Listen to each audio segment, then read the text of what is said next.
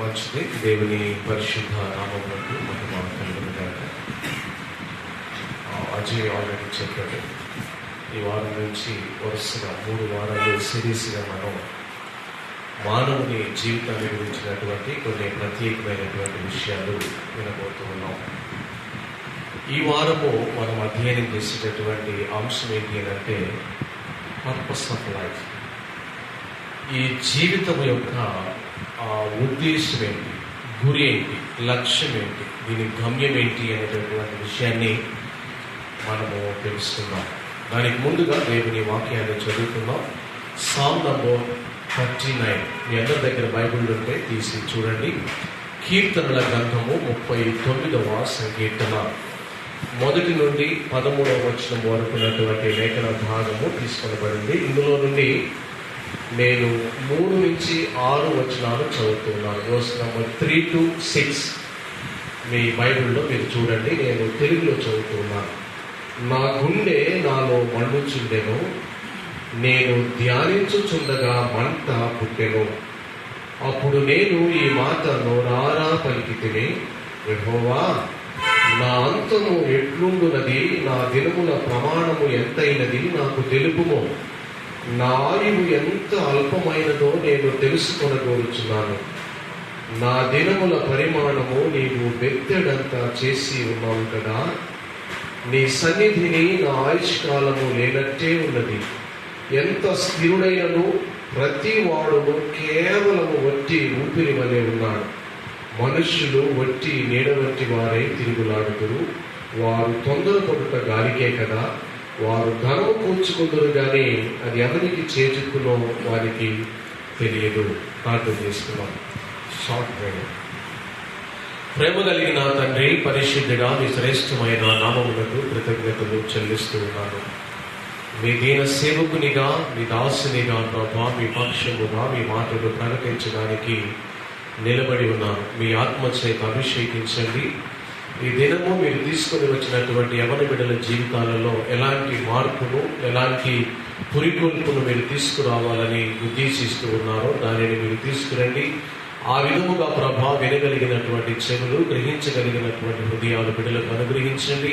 మీ దాసుడైన నన్ను వాడుకోమని యేసు నామములో అడిగి వేడుకొనుచు ఉన్నాను తండ్రి, ఆమేన్. మంచిది. హల్లెలూయా. చాలా సంతోషం. సిరీస్ లాగా మనం అధ్యయనం చేసేటటువంటి ఈ అంశానికి నేను పెట్టే పేరు ఏంటి అంటే, ఈ 3 వారాలు కూడా ఇది మెయిన్ టైటిల్గా మీరు పెట్టుకోండి. ఆ టైటిల్ ఏంటంటే the reality of human life. మానవ జీవితం యొక్క వాస్తవికత, లేదా మానవ జీవితం యొక్క మరి నిజతత్వం ఏంటి, అసలు మానవుని యొక్క జీవితం అనేటటువంటి ఆ మెయిన్ టైటిల్ని మనము పెట్టుకొని ఈరోజు పర్పస్ గురించి మనం అధ్యయనం చేస్తాం. మీలో ఎంతమంది గుర్తుందో, గతములో the purpose of our birth, మన పుట్టుక యొక్క ఉద్దేశాన్ని గురించి నేను మీకు ఆల్రెడీ చెప్పాను. మన పుట్టుక యొక్క ఉద్దేశాన్ని గురించి మాట్లాడుతూ వై డిడ్ యూ బర్న్, ఎందుకు పుట్టావు, ఎందుకు పుట్టావో నీకు తెలుసా అనేటటువంటి ప్రశ్నను వేస్తూ ఈ కోణంలో కాకుండా వేరే కోణంలో మనం అధ్యయనం చేశాం. అదేంటి అంటే, పరిశుద్ధ బైబిల్ గ్రంథములో కొంతమంది ప్రాముఖ్యమైనటువంటి వ్యక్తులు వారి పుట్టుక యొక్క ఉద్దేశాన్ని మనము అధ్యయనం చేస్తూ మన పుట్టుక యొక్క ఉద్దేశాన్ని ఏంటో రిమైండ్ చేసుకున్నాం. ఆ రోజు 2 ఉంటాయండి. ఒకటి జనరల్ పర్పస్, ప్రతి మనిషిని కూడా, అసలు మనిషిని దేవుడి ఉద్దేశంతో చేశాడని జనరల్ పర్పస్ ఉంటుంది. రెండవది స్పెషల్ పర్పస్ ఉంటుందండి. ప్రత్యేకమైనటువంటి ఉద్దేశం ఒకటి ఉంటుంది. ప్రతి మనిషి జీవితంలో ఒక ప్రత్యేకమైనటువంటి పర్పస్ ఉంటుంది. ఆ పర్పస్ని ఫుల్ఫిల్ చేసి చనిపోవాలి. సో ఆ విషయాన్ని మీకు జ్ఞాపకం చేస్తూ నేను మొట్టమొదటిగా మోషే జీవితం యొక్క పుట్టుక యొక్క పర్పస్ని జ్ఞాపకం చేశాను. మోషే పుట్టుక యొక్క పర్పస్ ఏంటంటే, ఇశ్రాయేలీయుల్ని ఐగుప్తులో నుంచి బయటికి తీసుకుని రావడం. అది పర్పస్. మామూలు పర్పస్ వేరే, స్పెషల్ పర్పస్ అండి. ఆ తర్వాత సంసోన్ పర్పస్. సంసోన్ పర్పస్ ఏంటి అంటే, ఇశ్రాయేలీయులను నాయకుడిగా, న్యాయాధిపతిగా ఉండడం అనేది సంసోన్ యొక్క జీవితం యొక్క పర్పస్ అని మీకు జ్ఞాపకం చేశాను. ఆ తర్వాత జాన్ ద బ్యాప్టిస్ట్ బాప్తిస్మం ఇచ్చే యోహాను యొక్క జీవితం యొక్క స్పెషల్ పర్పస్ ఏంటి అని అంటే, యేసు క్రీస్తు వారికి మార్గాన్ని సరళము చేయడం అని మీకు జ్ఞాపకం చేశారు. అది ఆయన జీవిత పర్పస్ అండి. అది చేసి 6 నెలల తర్వాత చనిపోయాడు. పరిచర్య ఆరంభించి 6 మాసాలే చనిపోయాడు ఆయన. అది ఆయన జీవితం యొక్క ఉద్దేశం అని మీకు జ్ఞాపకం చేశాను. అలాగే చాలా మంది జీవిత పర్పస్ ని మీకు జ్ఞాపకం చేశాను. అపోస్తలుడైన పౌలు జీవితం యొక్క పర్పస్ ను కూడా మీకు జ్ఞాపకం చేశాను. అపోస్తలుడైనటువంటి పౌలు యొక్క జీవిత ఉద్దేశం ఏంటి అంటే, అన్యులకు సువార్త ప్రకటించబడాలి.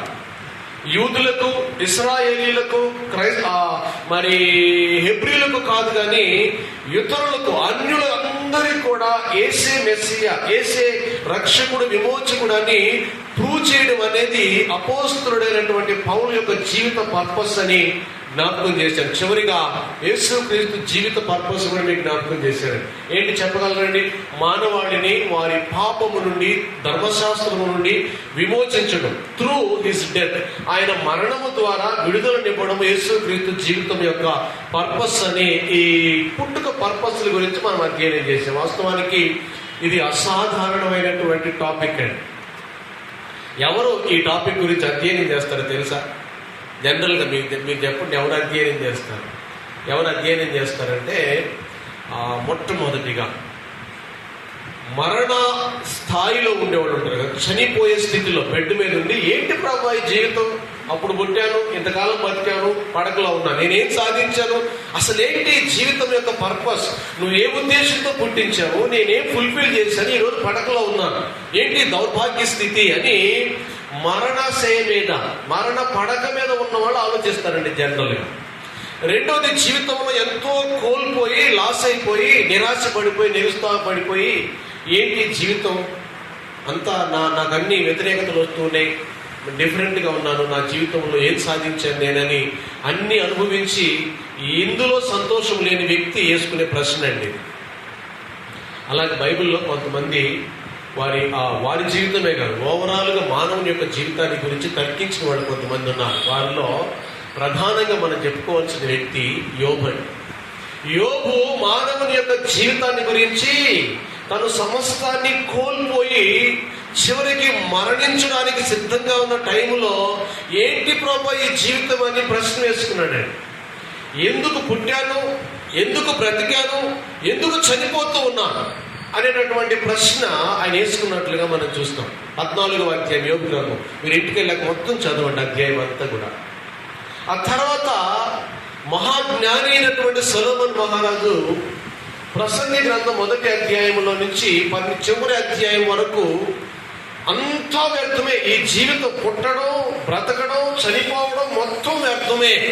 ఏముంది జీవితంలో, నేను అన్నీ చేశాను, నా కన్ను దేనిని చూడమని ఆశపడిందో దాన్ని చూశాను, నా నోరు ఏది మాట్లాడమని చెప్పిందో దాన్ని మాట్లాడాను, నా చేతులు ఏది చేయమన్నాయో దాన్ని చేశాను, నా హృదయం దేన్ని కోరుకుందో దాన్ని చేశాను, అది మంచిగానే చెడుగాని నాకు ఇష్టమైన జీవితాన్ని జీవించానని అంతా వ్యర్థమే, జీవితం అంటే ఇంత వ్యర్థమే అని చివరికి 12వ అధ్యాయం లాస్ట్ వర్స్లో ఏమంటాడంటే, మానవ కోటికి విధి ఏంటి అని అంటే, మానవుని యొక్క జీవితం యొక్క ఉద్దేశం ఏంటి అని అంటే, దేవుని యొక్క భయము భక్తి కలిగి ఆయన త్రోవల యందు నడుస్తూ ఉండాలి. మానవ కోటికి అంతటికి ఇదే విధి అని డిక్లేర్ చేశాడు లాస్ట్ ఎండింగ్ లో.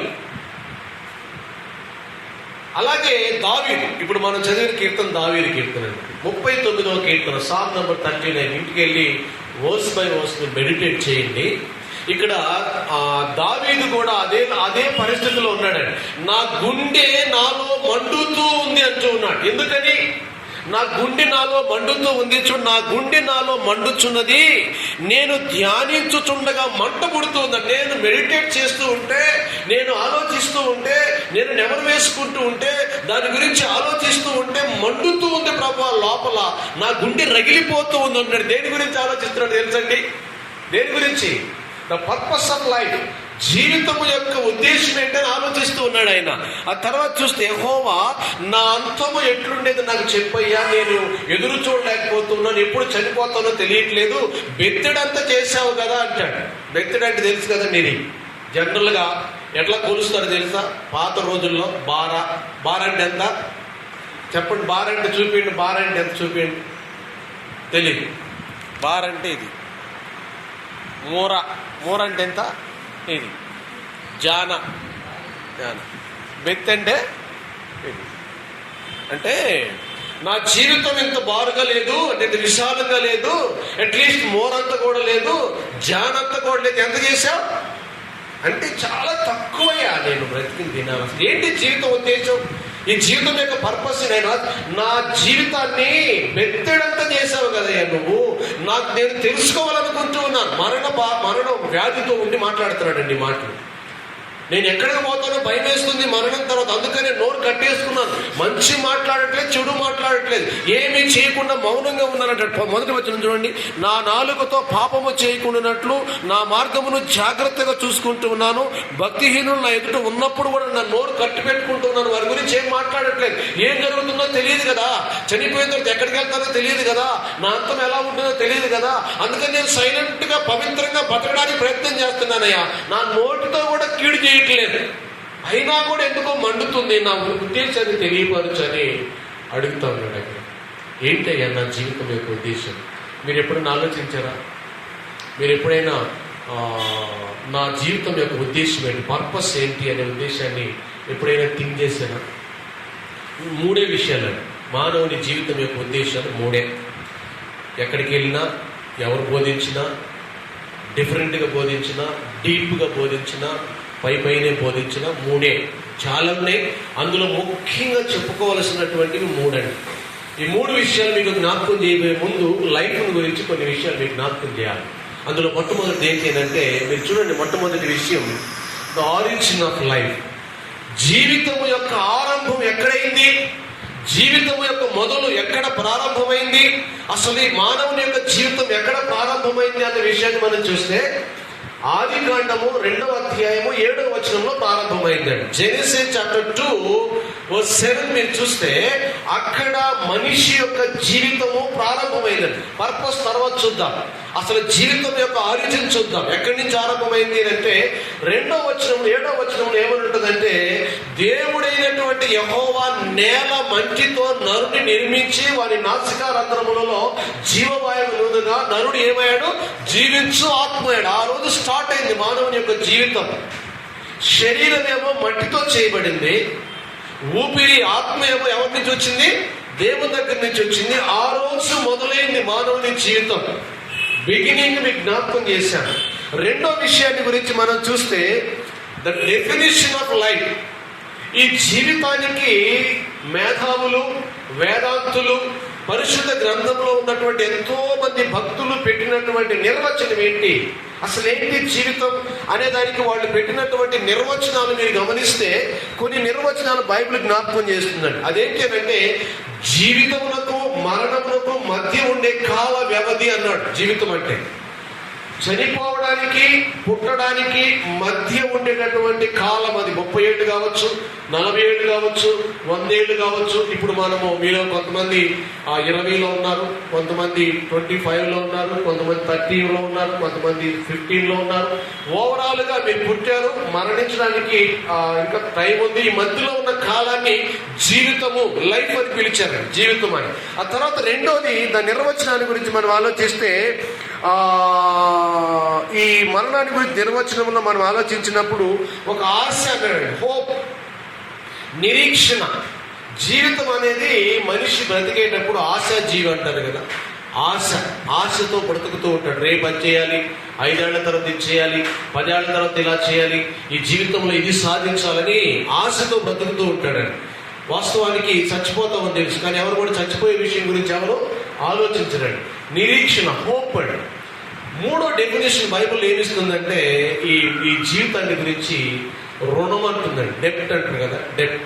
దేవుని దగ్గర నుంచి తీసుకున్నటువంటి ఒక అప్పు.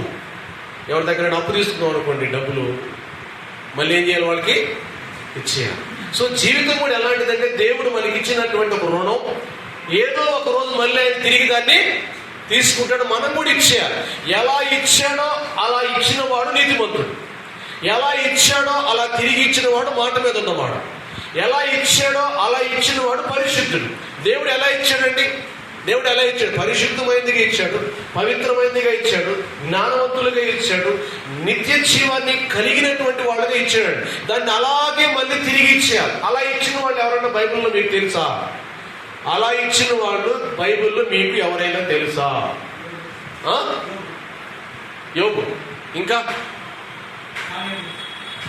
యోబు ఎప్పుడు చనిపోయాడో మనకు క్లారిటీగా ఉండదు, కానీ మరణానికి దగ్గరై మళ్ళీ ఏమయ్యాడు? రెస్టోర్ అయ్యాడు. రెండంతలు పొందుకున్నాడండి. పిల్లల్ని, ఆస్తిని, ఐశ్వర్యాన్ని, సంపదని డబ్బు పొందుకున్నాడు. కానీ దేవుడిచ్చినటువంటి జీవితాన్ని ఎలా ఇచ్చాడో అలాగే ఆయన చేతుల్లో పెట్టిన ఒకే ఒక వ్యక్తి జీసస్. అవునా? యేసు మాత్రమే ఎలా ఇచ్చాడో అలాగే ఇచ్చేసాడు. ఎక్కడ చెప్పండి బైబిల్లో? సిలువలో ఏమంటాడు? తండ్రి, నీ చేతికి నా ఆత్మను అప్పగిస్తూ ఉన్నా. ఎన్నో శోధనలు వచ్చాయి, ఎన్నో వ్యతిరేకతలు వచ్చాయి, ఎన్నో భయంకరమైనటువంటి అవాంతరాలు వచ్చాయి. నేను మనిషిగా ఈ లోకంలో పరిశుద్ధునిగా, పవిత్రునిగా జీవించాను.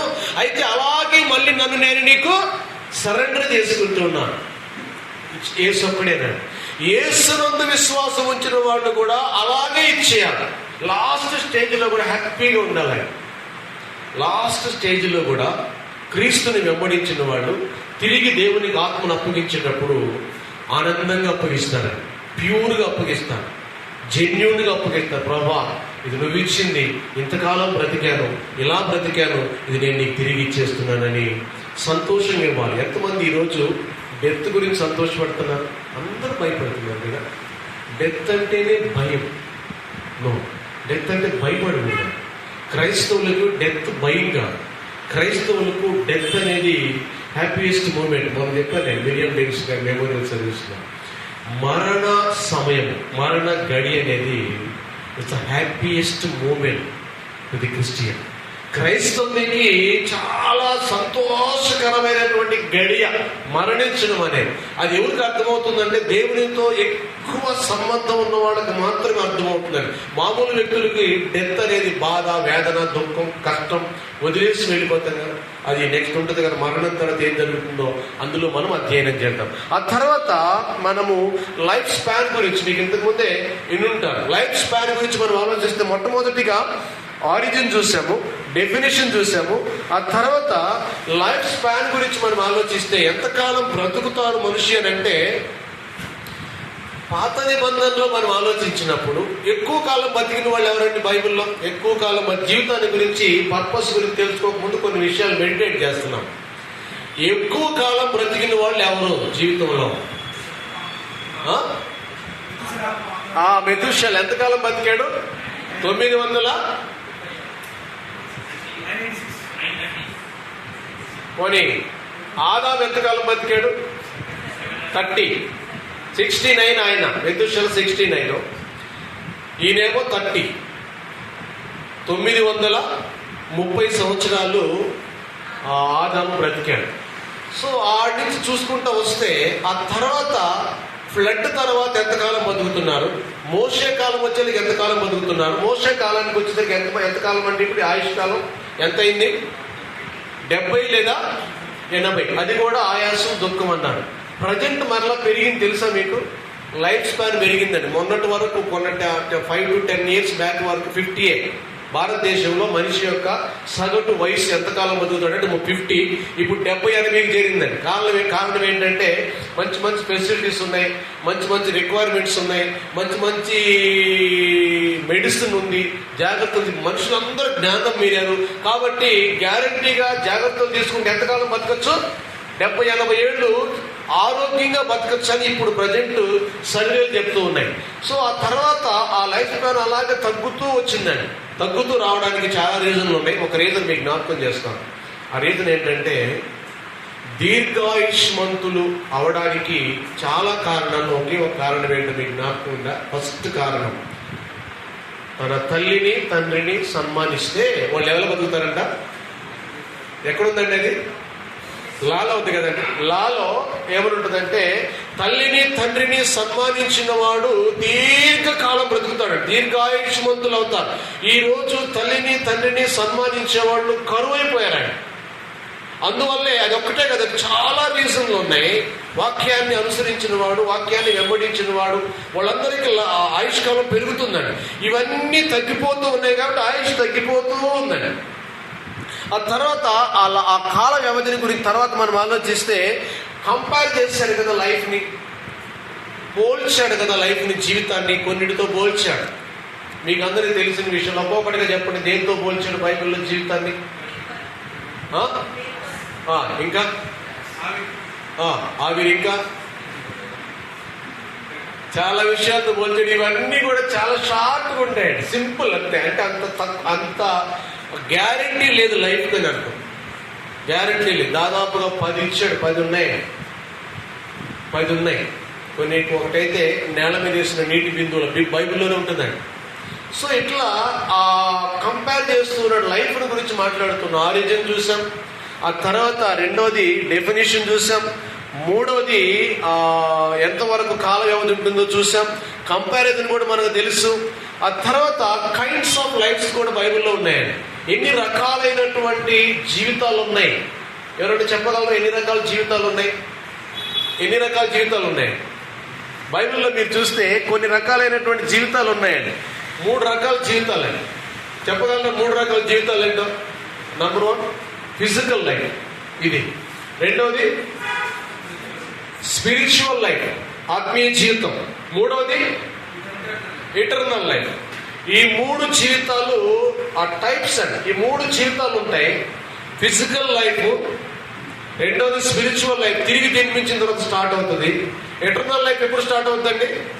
వదిలిపోయిన తర్వాత ఎటర్నల్ లైఫ్ స్టార్ట్ అవుతుంది. అది నరకంలో ఉన్నా లేదా స్వర్గంలో ఉన్నా ఎలా ఉంటుంది? అది నిత్యము ఉంటుందండి, శాశ్వత కాలం ఉంటుంది. ఇప్పుడు లాస్ట్ది the goal of human life లేదా the purpose of human life ఏంటి అని అంటే 3 థింగ్స్ అండి. మొట్టమొదటిది మీరు బైబిల్లో ఒకసారి అది నోట్ చేసుకోండి. మొట్టమొదటిది ఏంటి పర్పస్ అంటే, మొట్టమొదటి పర్పస్ ఎందుకు దేవుడు చేశాడంటే టు ఫెలోషిప్ విత్ గాడ్ అండి. ఎక్కడికి వెళ్ళినా ఇదే ఉంటుంది. అందంగా చెప్పొచ్చు, అందంగా చెప్పకపోవచ్చు. టు ఫెలోషిప్ గాడ్, దేవునితో సహవాసము చేయడానికి దేవుడు మానవుడిని సృష్టించాడండి. దేవునితో రిలేషన్షిప్ మెయింటైన్ చేయడానికి. మీరు ఆదికాండం 3వ అధ్యాయం 8వ వచనంలో మీరు చూస్తే జెనసిస్ చాప్టర్ 3:8 ఎవ్రీ డే దేవుడైనటువంటి యెహోవా వచ్చి ఆదాముతో ఏం చేసేవాడండి? ఫెలోషిప్ చేశాడండి. ఫెలోషిప్, సహవాసము. ఇంతకుముందు చెప్పారు, సహవాసం అంటే ఇచ్చుంట ఎందు కానీ పుచ్చుకొనుట ఎందు కానీ ఏమై ఉండాలి? పాలిభాగస్తులై ఉండాలి. ఇవ్వాలి, తీసుకోవాలి. ఎప్పుడు సహవాసం అంటే కలిసి ఉండడం, కలిసి జీవించడం. ఫిజికల్ గా, శారీరకంగా ఒకే ఇంటిలో ఉండకపోవచ్చు, కానీ ఒకే ఆలోచన, ఒకే ఉద్దేశము, ఒకే తలంపు, ఒకే మనస్సు, ఒకే నేచర్ కలిగి ఉండడం అండి. సో దేవుడు మానవుడిని సహవాసం చేయడానికి సృష్టించాడండి. జెనసిస్ చాప్టర్ 3:8 మీరు ఎంతన్నా మెడిటేట్ చేయొచ్చు దాని మీద. నేను దేవునితో సహవాసం చేస్తున్నానా, చేయట్లేదా, ఎంతవరకు సహవాసం చేయగలుగుతూ ఉన్నాను. ఆ తర్వాత 5వ అధ్యాయం 24వ వచనం జెనసిస్ చాప్టర్ 5:24 ఒక వ్యక్తి దేవునితో సహవాసం చేసినట్లుగా మనం చూస్తాం. ఆ వ్యక్తి ఎవరో తెలుసండి? చెప్పగలరా? హానోక్ అండి. హానోకు దేవునితో నడిచాడు, అంటే సహవాసం చేశాడు. నడవడం అంటే ఫిజికల్ గా ఇట్లా నడవడం అని కాదండి. దేవునితోనే, దేవుని మనసుకు నచ్చినట్లుగా, దేవుని చిత్తానుసారంగా వాక్యాన్ని అనుసరించి ఆయన్ని ఫాలో అయ్యాడు. ఫెలోషిప్, దేవునితో సహవాసం చేసినాడు. ఇలా నడిచినటువంటి వ్యక్తులు చాలా మంది ఉన్నారు. ఇంకొక వ్యక్తిని జ్ఞాపకం చేస్తారు. ఎవరినైనా దేవునితో నడిచిన వ్యక్తి అంటే మనకు లిటరల్ గా నడిచిందని ఉంటుంది. అది ఇంకెవరైనా జ్ఞాపకం చేస్తారా? నడిచిన వ్యక్తి అబ్రహాము నడిచాడు కదా, లిటరల్ గా రాశాడు. అబ్రహాము నడిచాడు అంటే గవిని వరకు దేవునితో కలిసి నడిచాడు. దాని ఉద్దేశము లిటరల్ గా రాశాడు, నడిచిన విషయం వాస్తవమే, కానీ అబ్రహాము దేవునితో నడిచాడండి. అంటే ఉద్దేశం ఏంటంటే ఆయన వాక్యాన్ని అనుసరించి నడిచాడండి. అందుకనే అబ్రహాముని దేవుడు ఏమని పిలిచాడండి? ఏమని పిలిచాడు? మై ఫ్రెండ్ అని పిలిచాడు. నా స్నేహితుడు. స్నేహితుడే కదా కలిసి ఉంటాడు, స్నేహితుడే కదా సహవాసం చేస్తాడు, స్నేహితుడే కదా మనతో అన్ని విషయాలు పంచుకుంటాడు, షేర్ చేసుకుంటాడు. దేవునితో ఎంత ఫెలోషిప్ చేయాలంటే గుర్తుపెట్టుకోండి, దేవునితో ఎంత ఫెలోషిప్ చేయాలంటే మనము ఫీల్ అయితే ఆయన ఫీల్ అయ్యేంత సహవాసం చేయాలి. మనం ఏడిస్తే ఆయన ఏడ్చేంత సహవాసం చేయాలి. మనము బాధపడితే ఆయన బాధపడేంత సహవాసం చేయాలి. మనం నవ్వితే ఆయన నవ్వేంత సహవాసం చేయాలి. ఎంతమంది చేస్తున్నారు అలాంటి సహవాసం?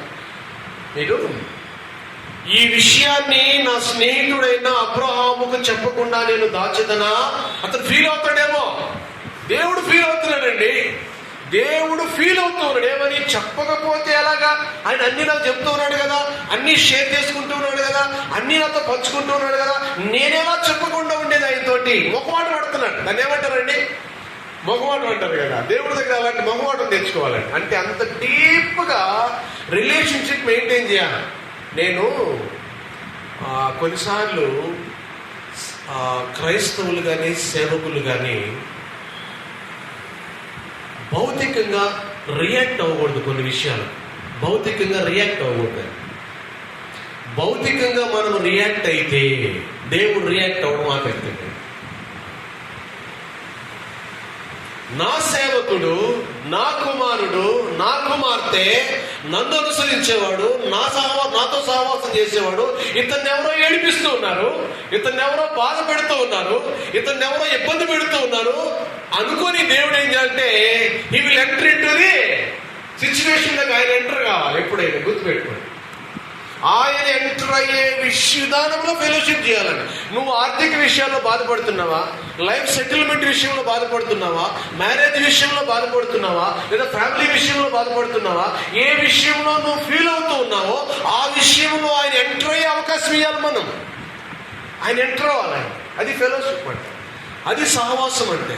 కొన్నిసార్లు సహవాసం ఎలా ఉండాలంటే మనం చెప్పినా చెప్పకపోయినా అవతల వ్యక్తికి అర్థం కావాలి. ఫ్రెండ్కి ఏమవుద్దండి? ఫ్రెండ్కి మనిషి అవతల ఫ్రెండ్ ముఖం చూసిన వెంటనే వాడు ఏ విషయంలో బాధపడుతున్నాడో అర్థం అవుతుందండి. అలాంటి రిలేషన్షిప్ ఫెలోషిప్ అండి.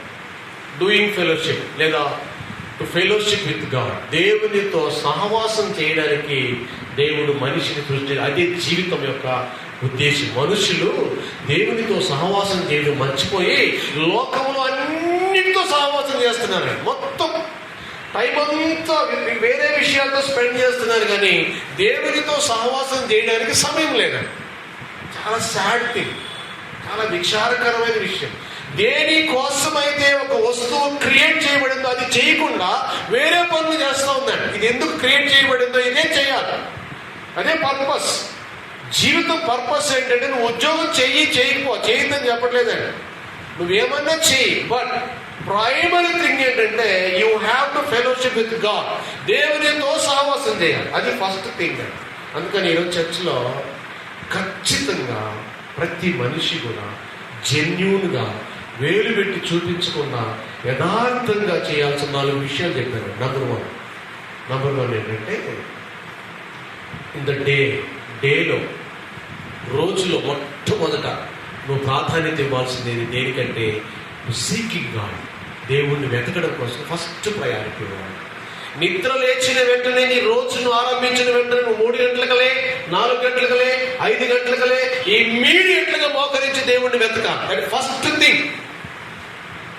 అండి 2 నిమిషాలు కావచ్చు, 2 గంటలు కావచ్చు, అట్లీస్ట్ లేచిన వెంటనే ప్రార్థన చేసుకోవాలి. First thing in the day, in the week, వారంలో ఫస్ట్ థింగ్ జెన్యూన్ గా చేయాల్సింది, యథార్థంగా చేయాల్సింది ఏంటి అంటే వర్షిపింగ్ గాడ్. దేవుణ్ణి ఆరాధన చేయాలి.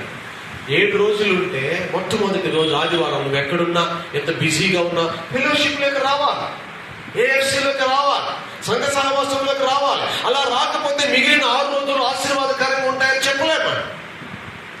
The day seeking God, the week worshipping God, the month, నెలలో ఫస్ట్ జెన్యూన్ గా మనం చేయాల్సింది. ఒకవేళ నువ్వు సంపాదిస్తే నీ సంపాదనలో ఆయన భాగం తీసుకుంటాడు. ఫస్ట్ థింగ్ అండి, నువ్వు సంపాదిస్తే దానిలోని మొట్టమొదటి చేయాల్సిన పని ఏంటంటే నీ చేతిలోకి నీ కష్టార్జితం వచ్చిన వెంటనే దేవుని భాగం తీసేయాలి. అది కొత్త నిబంధనలో 10% దశమ భాగం అని ఏం లేదండి.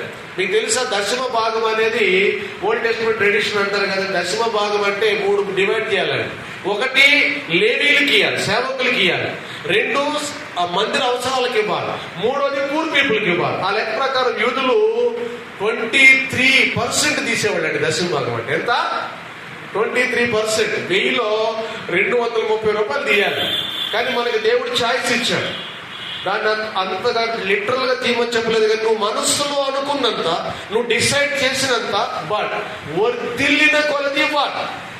ఈరోజు నీ సంపాదన 5,000 అనుకోండి, వచ్చే సంవత్సరం 10,000 అయింది అనుకోండి, 5,000 ఇచ్చేటప్పుడు 100 ఇచ్చి 10,000 వచ్చేటప్పుడు 100 వేయడం కాదు. నువ్వు వర్ధిల్లిన కొలది ఇవ్వాలి, డబుల్ ఇవ్వాలి. ఆ రోజు సేవకులు పోషించబడ్డారు, ఆ రోజు మందిర అవసరాలు ఉన్నాయి, ఆ రోజు పూర్ పీపుల్ ఉన్నారు, ఆ రోజే వాళ్ళు 23% ఇస్తే ఈ రోజు అడిషనల్ ఇంకొకటి యాడ్ అయిందండి చర్చికి, నూతన నిబంధనలు. ఏం యాడ్ అయింది చెప్పండి? ఏం యాడ్ అయిందండి? గాస్పెల్ యాడ్ కాలేదా? ఆ రోజు యూదులలోనికి ఇంకొకరిని చేర్చమని నియమం ఉందా? లేదండి. వాళ్లే యూదులే, ఇశ్రాయేలే, హెబ్రీలే. బట్ ఈరోజు చర్చికి దేవుడు ఇచ్చినటువంటి బాధ్యత ఏంటో తెలుసా? ఏంటండి? ఆత్మను నశించిపోయే వాళ్ళని రక్షించాలి. సువార్త పరిచర్య కొరకు, ఆత్మల సంపాదన కొరకు డబ్బులు ఎక్కువ ఉండాలి. సో రెట్టింపు ఇవ్వాలండి, 10వ భాగమేగా. సో మంత్లో ఫస్ట్ జెన్యూన్ గా, ఎవరు అడగకుండా, ఎవరితో చెప్పకుండా నీ అంతట నువ్వు స్వతహాగా చెయ్యాలి. 4వది, ఇన్ ది ఇయర్, సంవత్సరం ఆరంభంలో నువ్వు చేయాల్సిన ఫస్ట్ థింగ్ యథార్థం ఏంటంటే ఫాస్టింగ్ ప్రేయర్. ఎంతమంది చేస్తున్నారు? సెలబ్రేట్ చేసుకొని బిర్యానీ తింటున్నాం. మనం దౌర్భాగ్యం కదా, సెలబ్రేట్ చేస్తున్నాం. జనవరి 1 రోజు చర్చికి కూడా రాదు కొంతమంది. ఘోరం. ప్రవ్వా 12 మాసాలు 365 రోజులు కాపాడాం, కొత్త సంవత్సరంలో అడుగు పెడుతున్నాను, కొత్త రోజును ప్రారంభిస్తున్నాను, న్యూ ఇయర్ని కాపాడయ్యని ప్రార్థన చేయాలి. Year first day. So purpose ఏంటంటే fellowship with God. What about you? ఎప్పుడు చేస్తున్నావు? ఎలా చేస్తున్నావు? ఆలోచించాలి. దేవునితో సహవాసం ఉంటే నువ్వు దేవుని స్వరూపంలోనికి మార్చబడతావు. నీ ఫ్రెండ్ ఎలాంటివాడు నువ్వు కూడా అలాగే ఉంటావు. దేవునితో సహవాసం చేస్తే దైవత్వం అంటుకుంటుందండి. దైవికమైనటువంటి ప్రజలతో సహవాసం చేస్తే దైవ సంబంధమైన లక్షణాలు అంటుకుంటాయి. లోక సంబంధమైనటువంటి వ్యక్తులతో సహవాసం చేస్తే లోక సంబంధమైన విషయాలు అంటుకుంటాయి. హాస్టల్లో జనరల్గా వచ్చే వ్యాధి ఏంటి చెప్పండి? ఎవరు హాస్టల్లో ఉంటారు? మీరు? నేను 3rd క్లాస్ నుంచి 10th క్లాస్ వరకు హాస్టల్లో. కామన్ గా వచ్చేది తీట, అందరికి వస్తుంది అండి. కామన్ గా అందరికి వస్తుంది అండి. ఎస్సీ హాస్టల్లో, బీసీ హాస్టల్లో ఉన్నాం అనుకోండి, గవర్నమెంట్ హాస్టల్లో కామన్ గా అందరికి వచ్చే పురుగులు వస్తాయి భోజనంలో. మేము మజ్జిగ అన్నం వేసుకుంటే మజ్జిగ పైనంతా పురుగులు, వైట్ పురుగులు వచ్చేవి. నేను 3rd క్లాస్కి అంటే బావిలో నుంచి వాటర్ చేదుకునేంత ఏజ్ కూడా లేదు నాకు. 3rd క్లాస్లో పంపించాను నా హాస్టల్. నేను అందుకనే మా పిల్లల్ని హాస్టల్కి పంపించాను. కవనెంట్ ప్రకారం మనం ఆలోచిస్తే మీరు కూడా పిల్లల్ని హాస్టల్ వేయదు. బిబ్లికల్గా మన పిల్లల్ని తల్లిదండ్రులు బ్రతికుండగా హాస్టల్ వేయకూడదు. అట్లీస్ట్ డిగ్రీ క్రాస్ అయ్యేంత వరకు. డిగ్రీ క్రాస్ అయితే మంచి ఏదో చెడేదో అర్థం అవుతుంది వాళ్ళు, అప్పుడు వేయచ్చు. కానీ డిగ్రీకి లోపల వాళ్ళని బయట పెట్టకూడదు. అది బిబ్లికల్ కాదు. మనము కవనెంట్ ఫ్యామిలీ అండి, కవనెంట్ ఫ్యామిలీ. మీకు మ్యారేజెస్ అయ్యాక మీ పిల్లల్ని మీతోనే ఉంచుకోండి. కష్టమైన, నష్టమైన, ఇబ్బంది అయినా వాళ్ళు లైఫ్లో బాగుంటారు. ఆ పురుగులు వస్తాయి. నేను దుప్పటి కప్పుకొని ఏడుస్తా ఉండేవాడు నిద్ర వచ్చేంత వరకు హాస్టల్లో. సాటర్డే వస్తే ఇంటికి వెళ్ళాలంటే happy. Saturday, second Saturday, Sunday holiday వస్తుంది కదా. ఫ్రైడేనే వెళ్ళిపోయేవాడు స్కూల్ ఎగ్జిబిట్స్. ఇంటికి ఊరికి వచ్చేసేవాడు. 12 కిలోమీటర్స్ దూరంలో వేసాను నన్ను, 12 కిలోమీటర్ల దూరంలో హాస్టల్లో. ఫ్రైడేనే బ్యాగ్ తీసుకుని ఇంటికి వచ్చేసి హ్యాపీగా ఇంటికి వచ్చేసి మరలా మండే మార్నింగ్ వెళ్ళాలంటే బాగా వెళ్ళి 3 రోజుల వరకు తప్పుడు గొప్ప నేర్చుకోండి. నైట్ నిద్రపోయాడు. కాబట్టి దేవునితో సహవాసం చేస్తే విడిపోయినప్పుడు ఆ రిలేషన్షిప్ ప్రాబ్లం ఉంటుంది. ఫ్యామిలీ రిలేషన్షిప్ మెయింటైన్ చేయాలి దేవుడితో. రెండోది పర్పస్ ఏంటంటే జీవితం యొక్క purpose. Number 1 fellowship with God. రెండోది ఏంటి అని అంటే చూడండి, రెండోది వర్షిపింగ్ అండ్ గ్లోరిఫైయింగ్ గాడ్. దేవుణ్ణి ఆరాధన చేయడం, దేవుణ్ణి మహిమపరచడం. మహిమ, గ్లోరీ అంటే దాని అర్థం ఏంటంటే హెచ్చించడం, పొగడ్డం, ఘనపరచడం. ఆయన్ని మనము ఎక్కడో పెట్టడం, చేత్తో పట్టుకొని పెట్టలేమండి. వినాయకుడిని పెడతారు కదా, తీసుకెళ్ళి ఎక్కడ పెడతారు? నీళ్ళల్లో పడేస్తారు కాదు, ఇట్లా పట్టుకొని వేయడం కాదు, పెట్టుకొని వేయడం కాదు. మన యాటిట్యూడ్, మన బిహేవియర్, మన లైఫ్ స్టైల్. ఇందాక చర్చిలో చెప్పాను, నేను ఒక మీటింగ్కి వెళ్తే అడిగాను, హాస్టల్ పెట్టామని. ఎక్కడ చేస్తారంటే బాప్టిస్ట్ చర్చ్ అంటున్నానండి, పూర్తిగా చెప్పలేదు, బూతులు చెప్తున్నాడు. బాప్టిస్ట్ చర్చి అన్నా, ఇంకా మన చర్చి పేరు కూడా చెప్పలేదు. బూతులు తిడుతున్నాడు. బూతులు తిట్టి ఏమన్నాడు తెలుసా? హాస్టల్ దుర్మార్గులు అంటే వాళ్ళకి పదవి పిచ్చి, మహిమ కావాలి వాళ్ళకి, గ్లోరీ కావాలి వాళ్ళకి, చప్పట్లు కావాలి వాళ్ళకి, డబ్బులు కావాలా, అధికారం కావాలా. దుర్మార్గులు. ఒంగోలు బ్యాప్టిస్ట్ చర్చ్ 1 year నుంచి మూతపడింది అక్కడ. ఇప్పుడు కూడా 2 గ్రూపులు అయిపోయి చర్చి, పాస్టర్ ఒక గ్రూప్, పెద్దలు గ్రూప్ చేసుకొని వాళ్ళు ఒక చోట, వీళ్ళు ఒక చోట ఆరాధన పెట్టుకుంటున్నారు. సీక్రెట్ ఏంటంటే, వాళ్ళు ఏదో ఇంటెలిజెంట్ రిపోర్ట్ అంటారు కదా, వాళ్ళ రిపోర్ట్ ఏంటంటే తొందరలో దాన్ని గవర్నమెంట్ ఆక్యుపై చేసుకుంటుందంట. కారణం ఏంటంటే ప్రేరు తగ్గట్లేదు కదా, అక్కడ మూతపట్టి తీసేసుకుంటారు. మిషనరీ ల్యాండ్ అంటే. నేను నాకు బాధేసింది, ఏడుపు వచ్చింది. నాది ఫోన్ తీసి నా బ్యాంక్ బ్యాలెన్స్ చూపించాను. ఆయన 84 రూపాయలు ఉన్నాయి నాకు. ఎంత ఉన్నాయి? 84 రూపీస్ ఉన్నాయి. కిందకి పైకి వెళ్తున్నాడు. ఎంతకాలం నుంచి సేవ చేస్తున్నాడు అంటే 30 ఏళ్ళు కావస్తుందని చెప్పి. ఎంతండి? ఇంక 2-3 ఏళ్ళు అయితే 30 ఏళ్ళు అవుతుంది నేను సేవకు వచ్చి. 30 years. 30 years సేవలో 84 రూపాయలు ఎందుకు పెట్టుకున్నావు అంటున్నాడు అతను. నాకు అవసరం లేదండి డబ్బులు. మీరు అంటున్నారు కదా, అందుకే చూపించాను. దేవుని మీద ఆధారపడి పనిచేసే సేవకులు ఉన్నారు, సంఘం బాగుపడాలని పనిచేసే నాయకులు ఉన్నారు, సంఘములో ఆత్మీయంగా బలపడే విశ్వాసులు ఉన్నారు. సో ఎవరో ఒకళ్ళు ఎలా అలా ఉన్నారని అన్ని అనొద్దని చెప్పాను.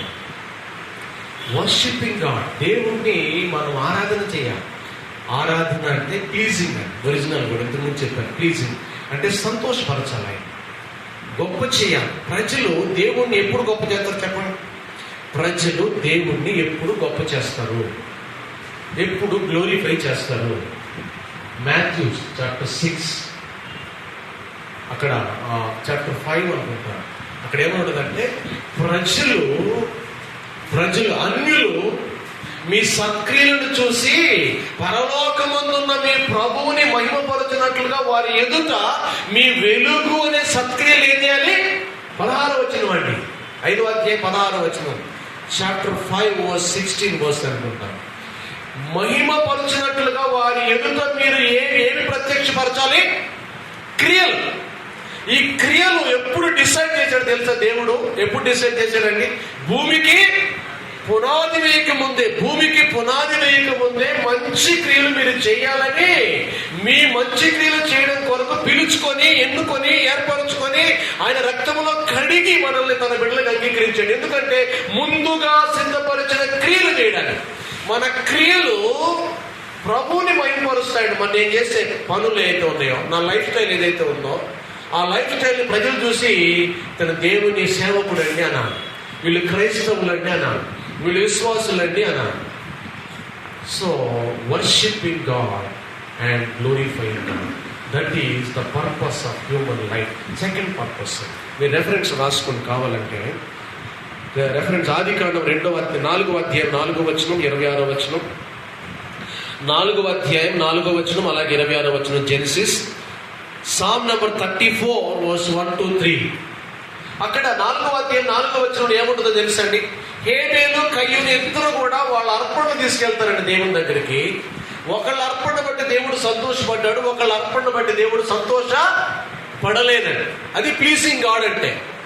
దేవుణ్ణి మన యాటిట్యూడ్ ద్వారా, క్రియ ద్వారా, క్రియ రూపంలో కనబరచాలి. విశ్వాసం ఉంది అని చెప్పుకుంటే సరిపోదండి, విశ్వాసానికి తగినటువంటి క్రియ కనబరచాలి. సో వర్షిపింగ్ గాడ్ అంటే ప్లీజింగ్ గాడ్, దేవుణ్ణి సంతోషపరచాలి. మన మాటల ద్వారా సంతోషపరచాలి, మన దృష్టి ద్వారా సంతోషపరచాలి, మనం చేసే క్రియల ద్వారా సంతోషపరచాలి. మన మాట దేవుణ్ణి ఎంత పాజిటివ్గా మాట్లాడుతున్నాడంటే, దైవికంగా మాట్లాడుతున్నాడండి. బైబిల్లో క్లియర్గా రాశాడు, అవి తప్ప వీటిని మీరు ఉచ్చరించకూడదు అని. కొన్ని ఉచ్చరించకూడదు. దౌర్భాగ్యము అందరూ అలాగే మాట్లాడుతున్నారు. సేవకులు అందరూ కూడా, సేవకులు, నాయకులు, విశ్వాసులు కదా. నేను కొన్ని చెప్తున్నాను, ఇట్లాంటి అట్మాస్ఫియర్ ఉంటే కొన్ని చోట్ల మనం నిలవలేము, కొన్ని చోట్ల మనం ఉండలేము.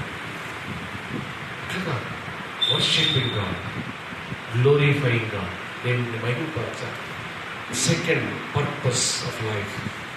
థర్డ్ పర్పస్ ఏంటంటే, రెయిన్ ద వరల్డ్ స్పిరిచువల్లీ. ఆత్మీయముగా లోకాన్ని పాలించాలి. మనం ఆత్మీయంగా లోకాన్ని రూల్ చేయాలి, ఆత్మీయంగా లోకాన్ని ఆలాలి. అది మానవ జీవితం యొక్క పర్పస్ అండి. దేవుడు పరిశుద్ధుడు, నీతిమంతుడు, జ్ఞానవంతుడు, నిత్యము జీవించేవాడు. ఆయన స్వరూపములో, ఆయన పోలికలో, ఆయన సృష్టించినటువంటి సృష్టి మీద మానవుడిని నాయకుడిని చేశాడండి. ఎప్పుడు మానవుడు లోకాన్ని పాలించగలడు అంటే, ఎప్పుడు మానవుడు లోకాన్ని శాసించగలడు అని అంటే, ఆయన స్వరూపములో, ఆయన పోలికలో ఉన్నప్పుడే, పరిశుద్ధుడిగా ఉన్నప్పుడు, నీతిమంతుడిగా ఉన్నప్పుడు, దేవుని యందు భయభక్తి కలిగి ఉన్నప్పుడు, నిత్యత్వాన్ని కలిగినప్పుడు. ఆదాము అవిధేయతతో అది కోల్పోయాడండి మానవుడు. తిరిగి క్రీస్తులో మరలా మనం దాన్ని సొంతం చేసుకున్నాం. క్రీస్తులో మరలా మనకు అది వచ్చింది. ఆత్మీయముగా పరిపాలించడం అనేది ద థర్డ్ పర్పస్ అండ్. ఆదికాండం 1వ అధ్యాయం 26-28 మీరు చదవండి. So what is the purpose of human life? మానవ జీవితం యొక్క ఉద్దేశం ఏంటి అని అంటే, మీరు ఎంత డీప్గానైనా స్టడీ చేయండి, ఎంత విశాలముగానైనా అధ్యయనం చేయండి. 3 number 1 fellowshipping God, worshipping God. Third ఏంటండి? Reign the world spiritually. ఆత్మీయంగా లోకాన్ని పాలించడం. మీరుండే చోట, మీరు ఆఫీసులో ఉన్నా, క్లాస్లో ఉన్నా, సహవాసంలో ఉన్నా, ఎక్కడున్నా ఆత్మీయముగా పరిపాలించాలి. పరిపాలించడం అనేది కొన్ని రకాలుగా ఉంటుందండి. నాయకత్వం డిఫరెంట్ స్టేజెస్లో మనకు వస్తుంది. నంబర్ 1 వారసత్వంగా వస్తుంది. ఏమండి? వారసత్వంగా వస్తుంది అంటే, మా నాన్న సీఎం అనుకోండి, నాకు సీఎం. రెండోది బలవంతంగా లాక్కుంటూ వస్తుంది, ఉన్నోడిని చంపేసి తీసుకోవడం, లేదంటే క్రూయల్గా తీసుకోవడం. నాయకత్వం వచ్చే లక్షణాలు చెప్తున్నాను. కుయుక్తులు ప్లాన్ చేసి నాయకులు అవ్వడం. 3వ నాయకత్వం ఏంటి తెలుసు? దేవుడిచ్చే నాయకత్వం. దేవుడిచ్చే నాయకత్వం అనేది ప్యూర్గా ఉంటుందండి. దేవుడిచ్చే నాయకత్వం బలంగా ఉంటుందండి. దేవుడిచ్చే నాయకత్వం మనుషుల్ని పురికొల్పుతుంది. అలాగే దైవికంగా ఉండేటటువంటి క్రైస్తవుడు, యవనస్తుడు కానీ, టీనేజ్లో ఉన్న పాస్టర్ అయినా, బిలీవర్ అయినా, అతను ఉండే ప్రెజెన్స్లో ఆట్మాస్ఫియర్ క్రియేట్ అవుతుంది. అంటే రూల్ చేస్తాడు. ఆత్మ సంబంధముగా, దైవికముగా దేవుని ద్వారా ఇవ్వబడినటువంటి నాయకత్వము శరీరాలను పాలించదు, ప్రాంతాలను పాలించదు. వేటిని పాలిస్తుంది అని అంటే, వేటిని పాలిస్తుంది చెప్పండి? వేటిని పాలిస్తుందండి? హార్ట్స్. ఏంటి? హృదయాలను పాలిస్తుంది. యేసు ఫిజికల్ గా మన మధ్యలో ఉన్నాడా? కొన్ని కోట్ల మంది యేసుని వెంబడిస్తున్నారు. అంటే ఏం చేస్తున్నాడు? వాళ్ళని ఏం చేస్తున్నాడు? పాలిస్తున్నాడండి, రూల్ చేస్తున్నాడు. నేను ఒక మాట చెబితే ఆ మాటకి మీరు ఒబే అవుతున్నారు అని అంటే, మీరు ఎక్కడున్నారని అర్థం? ఎక్కడున్నారండి? You are in my leadership. మీరు నా నాయకత్వంలో ఉన్నారని. అయ్యో మాస్టర్ గారు చెప్పారా? We have to do that, we have to follow that, we have to obey అని అంటున్నారంటే అర్థం ఏంటంటే, నేను మిమ్మల్ని పాలించడం కాదండి. ఎవరిని పాలిస్తున్నామో? మీ అంతరంగాలను పాలిస్తూ ఉన్నాం. అట్లా కాకుండా నాకున్నటువంటి పొజిషన్ బట్టి రూల్ చేసామనుకోండి. పొజిషన్ ఉంది నాకు, పొజిషన్ బట్టి కొంతమంది ఏమవుతారు? మాట వింటారా? వినరండి. వింటారు. పొజిషన్ బట్టి నువ్వు ఇచ్చి అని చెప్పావు అనుకోండి, మనకు పొజిషన్ పోయిన తర్వాత మన మాట వాళ్ళు. క్రైస్తవులు అనేవాళ్ళు హృదయాలను పాలించాలి. ఎక్కడున్నా, ఏ స్థలంలో ఉన్నా, ఏ ప్రాంతంలో ఉన్నా హృదయాలను ఏలడం అంటే మన మాటకు ఏముండాలి? అక్కడ ఏముండాలండి? రెస్పెక్ట్, వాల్యూ ఉండాలి. మన మాటకు వాల్యూ లేని కాడ వచ్చేలాగా చేయాలి, లేదంటే ఆ ప్రెజెన్స్ నుంచి ఏమవ్వాలి? So the first purpose of life ఏంటి అని అంటే ఫెలోషిప్ విత్ గాడ్, రెండోది గ్లోరిఫైయింగ్ గాడ్, మూడోది రెయిన్ వర్డ్ స్పిరిచువల్. మీరు పాలించండి. నువ్వు స్కూల్లో ఉన్నా అలాగే పాలించాలి. నీ ప్రత్యేకత అలాగే ఉండాలి. నీ మాటకి మనుషులు విలువ ఇవ్వాలి, నిన్ను గౌరవించాలి. మంచి అబ్బాయి అండి అని గౌరవించాలి. అది పాలించడం అంటే. మనం ఉండే కాడ మన మాట వినడమే పాలించడం. అది మానవ జీవితం యొక్క ఉద్దేశం. అలాంటి ఉద్దేశపూర్వకమైనటువంటి జీవితాలు మీరందరూ జీవిస్తూ భవిష్యత్తులో ఎంతో మందిని ప్రభావితం చేయాలని దేవుని సేవకునిగా నేను కోరుకుంటూ ముగిస్తున్నాను. ప్రార్థన చేస్తున్నాను. కలవరించండి. వచ్చే వారం దేవుని చిత్తమైతే మనకు ఆయుష్ పొడిగిస్తే మనము ఎందుకు బ్రతుకుతున్నామో ఆ విషయాన్ని గురించి మనం అధ్యయనం చేద్దాం. ప్రేమ కలిగిన తండ్రి, పరిశుద్ధిగా మీకు వందనాలు. ఎంతసేపు మీ వాక్యము ద్వారా ఈ బిడ్డలను నన్ను బలపరిచినందుకై వందనాలు. జీవితం యొక్క ఉద్దేశం ఏంటో 3 విషయాలు మాకు జ్ఞాపకం చేశారు. ప్రభా, మీతో సహవాసం చేయడం మా జీవిత ఉద్దేశం అని, మేము ఎక్కడున్నా, ఏ స్థలంలో ఉన్నా, ఏ పని చేస్తూ ఉన్నా మిమ్మల్ని ఆరాధించడం అనగా సంతోషపరచడం, మిమ్మల్ని హెచ్చించడం, మీ నామాన్ని మహిమపరచడం మా జీవిత లక్ష్యం అని, అలాగే మేమున్నటువంటి ప్రతి స్థలములో మేము ఆత్మీయముగా పాలించడం అనగా ప్రజలను, ఆ ప్రాంతాన్ని నాయన ఆనందముతో నింపడం అనేది మా జీవితం యొక్క లక్ష్యం అని మీరు మాకు నేర్పించినందుకై స్తోత్రాలు చెల్లిస్తూ, మీ సన్నిధిలో వినయముతో తలలు వచ్చినటువంటి యవన బిడ్డలందరినీ, కుమారులను కుమార్తెలను మరొకసారి మీ దయగలిగినటువంటి హస్తాలను ఉంచుతూ బలమైనటువంటి బాణముల వలె భవిష్యత్తులో వారిని మీరు వాడుకోమని మా సంఘానికి, బాప్టిస్ట్ చర్చ్ సౌత్ లాలగూడ సంఘానికి ప్రభా మగుటము లేని కిరీటాల్లాగా బిడ్డలను మీరు దీవించమని యేసు నామములో అడిగి వేడుకొనొచ్చున్నాము తండ్రి. ఆమేన్. God bless you all. Thank you.